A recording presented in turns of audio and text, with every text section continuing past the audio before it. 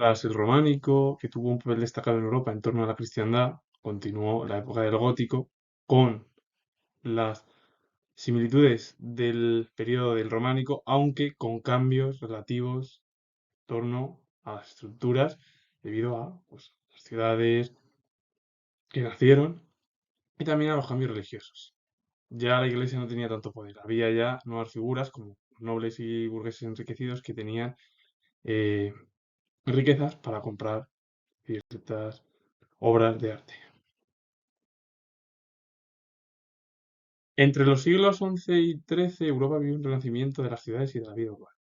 Hubo cambios con respecto a la época del románico y estos cambios influyeron en el arte y en la cultura. En primer lugar, el crecimiento de las ciudades provocó un auténtico furor arquitectónico. Se necesitaban edificios que cubrieran las distintas necesidades, como iglesias, catedrales, lonjas, donde los mercaderes realizaban sus intercambios comerciales y ayuntamientos desde los que se dirigía la vida de las ciudades. En segundo lugar, la iglesia ya no tenía el control sobre las obras de arte. Aparecieron las figuras de la nobleza y algunos burgueses enriquecidos que, bueno, con el comercio emplearon su dinero para construir palacios donde vivir y también encargar pues, pinturas, esculturas para decorar sus viviendas. La vida urbana provocó también cambios religiosos. Los monasterios aislados en el campo, propios de los siglos anteriores, no eran adecuados para la nueva realidad. Por eso se crearon nuevas órdenes religiosas, formadas por frailes que vivían en conventos dentro de las ciudades. Y a partir de ahí, dos de las órdenes religiosas más destacadas fueron los franciscanos y los dominicos. Europa vive entre los siglos XI y XIII un cambio en las ciudades y en la vida urbana con respecto a la época del románico, ese renacimiento. Y todos estos cambios van a influir en el arte y en la cultura. A partir de ahí hubo un furor arquitectónico de construir edificios. Por ello, pues, se construyeron iglesias, catedrales, lonjas, pues, que cubrían las distintas necesidades. Y aparte, donde los mercaderes realizaban sus intercambios comerciales, y luego los ayuntamientos que eran los que dirigían la vida de las ciudades. La iglesia ya no tenía el control sobre las obras de arte. Hicieron nobles, burgueses, algunos de ellos con riqueza, y que emplearon su dinero para construir palacios. Y a partir de ahí encargaban pinturas, es decir, cuadros y esculturas pues, para decorar sus viviendas. Y en el ámbito religioso también se produjeron cambios. Ya los monasterios aislados en el campo de siglos anteriores ya no eran adecuados para la nueva realidad que vivía Europa en torno al gótico.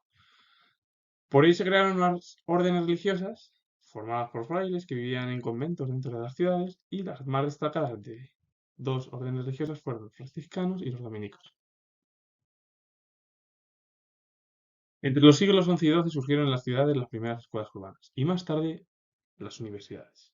Los monarcas necesitaban contar con empleados formados para gobernar sus reinos y los burgueses y nobles deseaban que sus hijos adquiriesen saberes útiles para la administración de los negocios. Claro, al final la burocracia de las monarquías europeas iba en aumento, había más, y los monarcas necesitaban figuras que llevasen a cabo la administración de las monarquías europeas. Y con ello, pues los padres enviaban a sus hijos a estudiar para adquirir esos conocimientos. Las escuelas urbanas podían depender de los obispos o de los ayuntamientos. Las que dependían del obispo recibían el nombre de escuelas catedralicias o capitulares. Las que eran de los ayuntamientos se llamaron escuelas municipales y estaban dirigidas especialmente a los miembros de la burguesía urbana. Las universidades surgieron de las escuelas catedralicias. Los maestros y los estudiantes deseaban escapar de control de la Iglesia y decidieron organizarse como corporación universidad, igual que los demás oficios. Y luego, las universidades fijaban un calendario de clases y las enseñanzas que se impartían. La larga duración de estos estudios hizo que solo una minoría de la sociedad pudiese incorporarse a estudiar a las universidades, que eran los nobles y los burgueses ricos. Hubo universidades medievales muy prestigiosas, París, Oxford, Cambridge y Bolonia. Y luego, en torno a las 7 artes liberales, el trivium estaba formado por la gramática, retórica y dialéctica, y el quadrivium, aritmética, geometría, astronomía y música, eran los estudios que se realizaban en las propias universidades. Con las primeras escuelas urbanas y más tarde las universidades, los monarcas necesitaban a gente para llevar a cabo el control de la administración de las monarquías europeas. Por ello se crearon escuelas catedralicias o capitulares o escuelas municipales. De las escuelas municipales iban la burguesía urbana normalmente. Y las universidades surgieron las escuelas catedralicias, muchos de los maestros y estudiantes querían escapar del control eclesiástico, es decir, de la Iglesia, y con ello organizaron la corporación o universidad en torno a esa organización, como cualquier oficio. Y luego las universidades tenían su calendario, las enseñanzas, y claro, solo podían acceder la gente con riquezas, nobleza y burguesía rica. Y luego, bueno, universidades destacadas con gran prestigio, París, Oxford, Cambridge, Bolonia, y luego lo del trivium y el quadrivium, formado por las diferentes asignaturas que se impartían en las universidades. En el siglo VI se dejó de hablar en latín, aunque las obras literarias, filosóficas y científicas se seguían escribiendo en esa lengua. En el siglo XIII las lenguas vulgares, castellano, catalán, inglés, francés, sustituyeron al latín en las obras literarias. Ejemplos como el Chanson de Roland, que se escribió en francés, o la Divina Comedia en italiano. Tuvieron éxito las novelas de caballería, que recogían las aventuras de un caballero en busca de fama por el amor a una dama. En el siglo XV, en España se publicaron dos de las principales obras de este género. Pues Amadís de Gaula, que se escribió en castellano, o Tirán lo Blanc, que se escribió en catalán. Como la mayor parte de la población no sabía leer, y además la literatura se transmitía de forma oral. Los juglares recorrían los pueblos y las ciudades recitando poemas, tocando instrumentos musicales y realizando juegos y acrobacias, con el fin de entretener al público.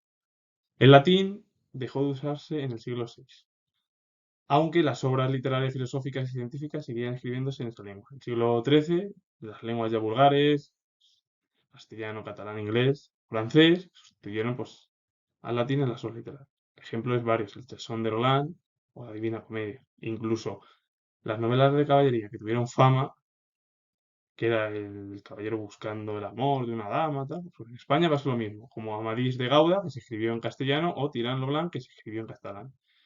Y como la gran mayoría de la población no sabía leer ni escribir, lo que hacían los juglares era pues, recorrer los pueblos, recitando poemas, tocando instrumentos, realizando juegos y acrobacias con el fin de que el público tuviese un entretenimiento. Al final, es verdad que del románico al gótico hay algunos cambios, pero es que continúa la misma estructura, porque la Iglesia sigue teniendo un control debido al apoyo también de la monarquía en bueno, de las dos instituciones. Finalizo. Comentar que tengo el grado de historia. Si os ha gustado, darle a like, suscribiros y comentar. Saludos. Adiós.